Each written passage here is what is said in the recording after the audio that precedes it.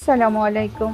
Hello friends, যে সমস্ত আপুরা সংসার সামলিয়ে কাজের উদ্দেশ্যে অথবা বাচ্চাকে স্কুলে নিতে ঝটপট রান্না করতে চান, তারা চাইলে এইভাবে এই রেসিপিগুলো তৈরি করে নিতে পারেন।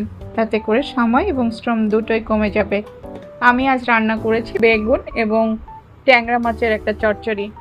দেখুন, আমি মাছগুলো ধুয়ে এভাবে লবণ এবং হলুদ মেখে নিচ্ছি। তারপরে চুলোতে একটা প্যান বসিয়ে কড়াইতে সরিষার তেল ঢেলে দিলাম। আস্তে আস্তে পেঁয়াজ কুচি দিয়ে কিছু সময় নেড়ে চেড়ে পেঁয়াজ কুচিটা একটু লাল লাল করে ভেজে নিতে হবে।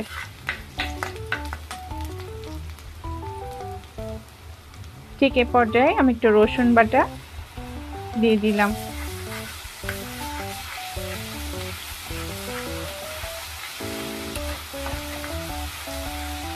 এবারে হলুদ গুঁড়া,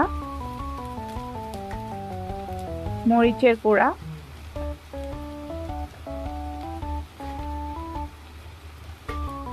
পরিমাণ মতো লবণ দিয়ে মশলাটা ভালো করে সুন্দর মতো কষিয়ে নেব। এ পর্যায়ে মেখে রাখা মাছগুলো দিয়ে দিচ্ছি। মশলা ভাজার সময় খেয়াল করতে হবে যেন মশলাটা পুড়ে না যায়। চুলাটা এই সময় মিডিয়াম হিটে রেখে রান্নাটা করবেন। মাছগুলো একটু তেলের সাথে মিশিয়ে নাড়াচাড়া করে সামান্য পরিমাণে একটু পানি দিয়ে দিলাম।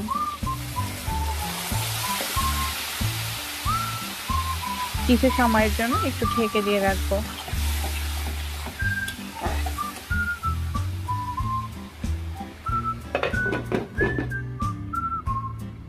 এবার ঢাকনাটা একটু তুলে নাড়াচাড়া করে দিব এবং এ পর্যায়ে দেখেন মাছটা অনেকটা সেদ্ধ হয়ে আসছে। এখন আমি মাছগুলো একটা ছাঁকনির সাহায্যে একটু তুলে নেব।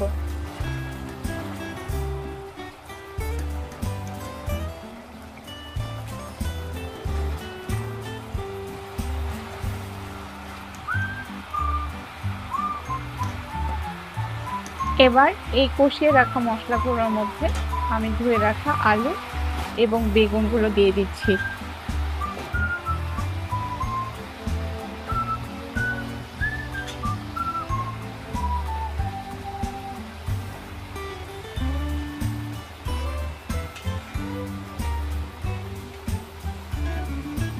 এবার মশলার সাথে ভালো মতো করে একটু মিশিয়ে নেব।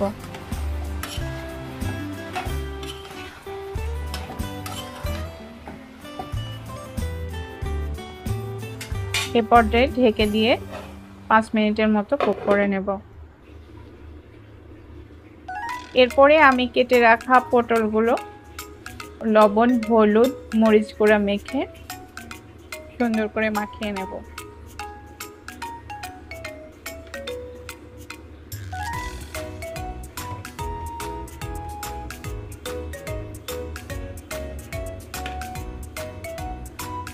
সাথে একটু রসুন বাটা দিয়ে দিলাম।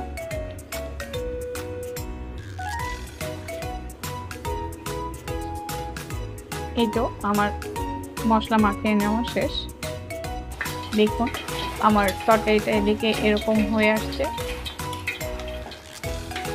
এ পর্যায়ে আমি কিছু কাঁচামরিচ অ্যাড করে দিচ্ছি।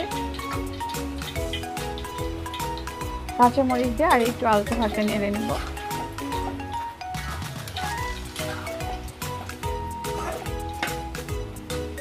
তারপরে উঠিয়ে রাখা যে মাছগুলো,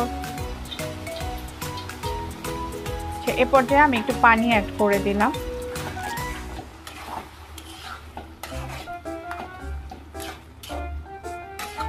এরপরে ঢেকে দিয়ে আরো 5 মিনিট কুক করব। এবারে মাছগুলো ঢেলে দিলাম।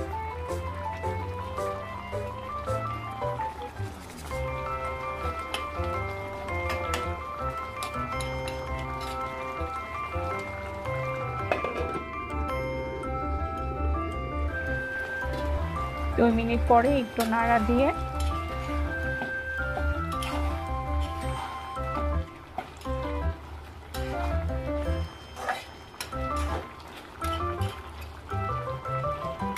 উপর দিয়ে কিছু ভাজা জিরার গুঁড়া ছিটিয়ে দিলাম।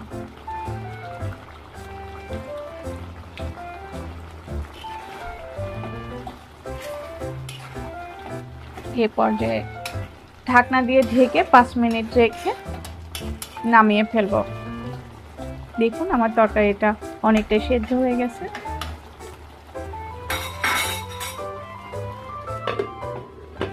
এই ফাঁকে আমি একটা প্যান বসিয়ে তেল দিয়ে দিলাম এবং তেলটা গরম হয়ে আসলে ওর মধ্যে মেখে রাখা পটলগুলো দিয়ে দিচ্ছি।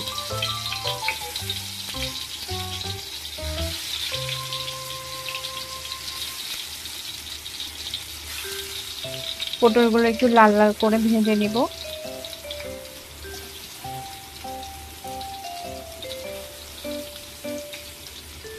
এই তো মাঝখান দিয়ে আমি অফ ক্যামেরায় আলু, মরিচ এবং আমার কাছে করলা সেদ্ধ করে রেখেছি, এটাকে আমি ভর্তা বানিয়ে ফেলবো।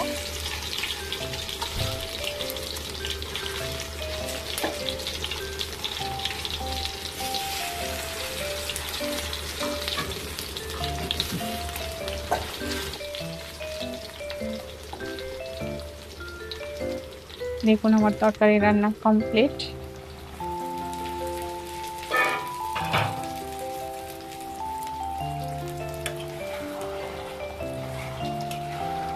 এই তো হয়ে গেছে।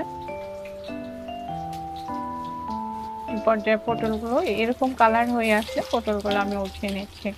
এই তো আমি পটলগুলোকে এরপরে পেঁয়াজ মরিচ দিয়ে একটু ভেজে নিয়েছি। আমার গরম গরম ভাত রেডি। ভিডিও যদি একটু ভালো লেগে থাকে প্লিজ লাইক কমেন্ট শেয়ার করে পাশে থাকবেন। দেখা হবে নেক্সট কোনো ভিডিওতে, সে পর্যন্ত ভালো থাকবেন। Bye bye.